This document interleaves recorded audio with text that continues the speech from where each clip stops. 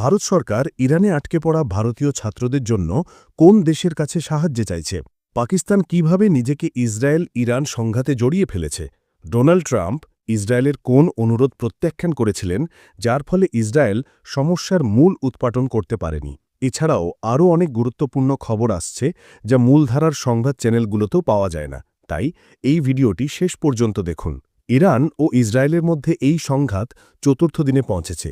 America ইরানকে প্রস্তাব দিয়েছে যে সমঝোতা করে যুদ্ধবিরতি চুক্তি সই করুক, কিন্তু ইরান এই প্রস্তাব প্রত্যাখ্যান করেছে।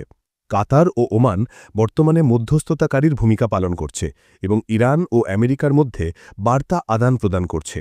ইরান বলছে, যতক্ষণ না তারা তাদের প্রতিক্রিয়ায় সন্তুষ্ট হচ্ছে, ততক্ষণ তাদের হামলা অব্যাহত থাকবে। ইরানের দাবি, শুরুটা ইসরায়েল করেছে আর শেষটা তারাই করবে।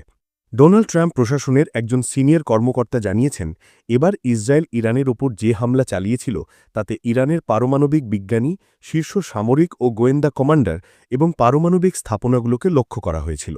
তবে ইসরায়েল এবার ইরানের সর্বোচ্চ নেতা আয়াতুল্লাহ খামেনিকেও নিশানা করতে চেয়েছিল। ইসরায়েল খামেনির সুনির্দিষ্ট অবস্থান ট্র্যাক করে তাকেও লক্ষ্যবস্তু করেছিল। কিন্তু হামলা শুরুর কয়েক ঘণ্টা আগে আমেরিকার প্রেসিডেন্ট ডোনাল্ড ট্রাম্প এই পরিকল্পনা অনুমোদন করেননি। আমেরিকার দাবি, ট্রাম্পের অস্বীকৃতির কারণেই ইসরায়েল খামেনিকে হত্যা করেনি, নইলে তিনি ৭২ হুরের কাছে পৌঁছে দিতেন। ইরানে বলা হয়, সরকার বা প্রেসিডেন্ট শুধু আনুষ্ঠানিকতার জন্য গঠিত হয়, কারণ সমস্ত ক্ষমতা সর্বোচ্চ নেতার হাতে। ধর্মীয় ও রাজনৈতিক উভয় ক্ষেত্রে সর্বোচ্চ নেতা সর্বোচ্চ কর্তৃপক্ষ। তিনি সরকার বা প্রেসিডেন্টের যে কোনো সিদ্ধান্ত বাতিল করতে পারেন। বিচার বিভাগ, সামরিক কমান্ডার, মিডিয়া এবং অন্যান্য গুরুত্বপূর্ণ প্রতিষ্ঠানের নিয়োগের সিদ্ধান্ত সরকার নয়, সর্বোচ্চ নেতাই নেন। তাই বিচার বিভাগ, মিডিয়া, পররাষ্ট্রনীতি, সশস্ত্র বাহিনী ও ধর্মীয় বিষয় সবকিছু সর্বোচ্চ নেতার নিয়ন্ত্রণে। ইরানের বিপ্লবী গার্ডও তার অধীনে। পারমাণবিক নীতি, পররাষ্ট্রনীতি, সামরিক ও কূটনৈতিক সিদ্ধান্ত সবই তিনি নিয়ন্ত্রণ করেন। ইরানের প্রেসিডেন্ট শুধু অভ্যন্তরীণ নীতির সিদ্ধান্ত নিতে পারেন, মন্ত্রী নিয়োগ করতে পারেন বা আন্তর্জাতিক মঞ্চে ইরানের প্রতিনিধিত্ব করতে পারেন, তবে তাও সর্বোচ্চ নেতার অনুমতি সাপেক্ষে।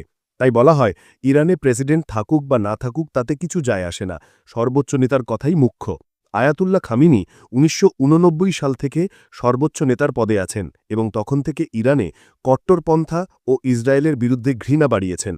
এজন্যই ইসরায়েল এবার খামেনিকে হত্যার পরিকল্পনা করেছিল, যাতে ইরানে শাসন ব্যবস্থা পরিবর্তন হয় এবং যুক্তিসঙ্গত নেতা বা সরকারের হাতে বেশি ক্ষমতা আসে।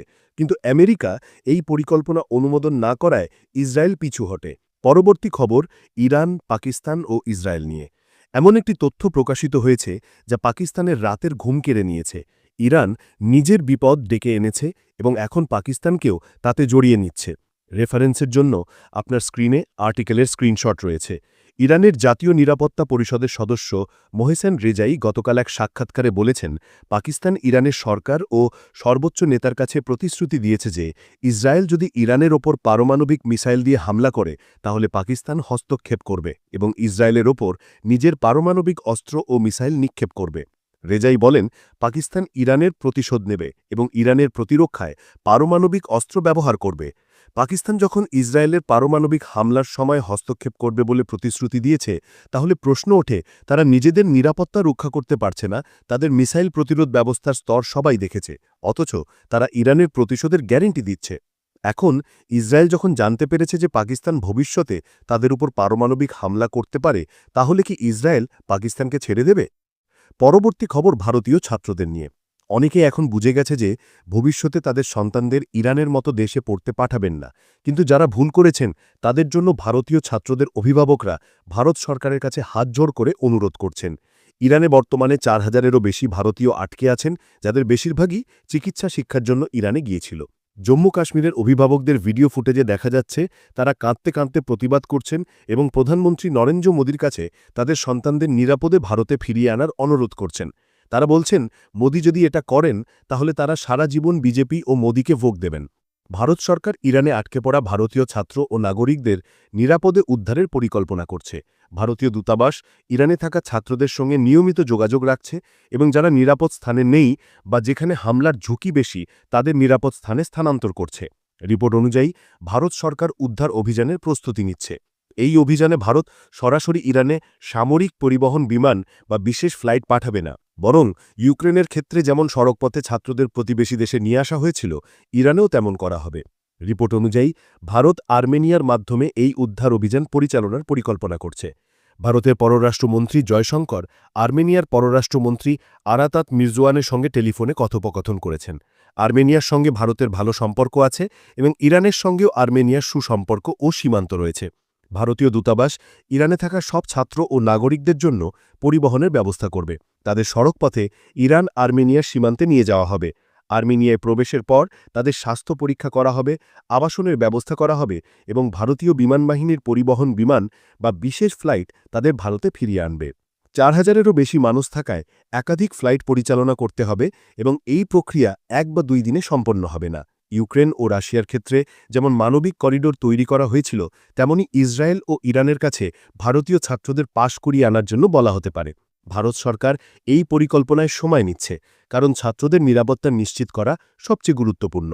ভারত সরকার এর আগেও বিভিন্ন সংকটের নাগরিকদের উদ্ধার করেছে। ২০২০ সালে কোভিডের সময় বন্দে ভারত মিশন ও অপারেশন সমুদ্র সেতু, ২০২১ সালে আফগানিস্তানে তালেবানের দখলে অপারেশন দেবী শক্তি, ২০২২ সালে রাশিয়া ইউক্রেন যুদ্ধে অপারেশন গঙ্গা, ২০২৩ সালে সুদান থেকে অপারেশন কাবেরী ও ইসরায়েল থেকে অপারেশন অজয় এবং ২০২৪ সালে হাইতি থেকে অপারেশন ইন্দ্রবতী। এইভাবে ভারত সবসময় নাগরিকদের পাশে দাঁড়িয়েছে। এখন ২০২৫ সালে ইরান থেকে উদ্ধার অভিযানের নাম কি হবে তা দেখার বিষয়। আপনি কি মনে করেন, ভারত সরকার কি পরবর্তী ২-৩ দিনের মধ্যে ছাত্রদের উদ্ধার করা উচিত, নাকি আরও কয়েকদিন অপেক্ষা করে পরিস্থিতি পর্যবেক্ষণ করা উচিত? নিচে কমেন্ট করে আপনার মতামত জানান। জয় হিন্দ, বন্দে মাতরম।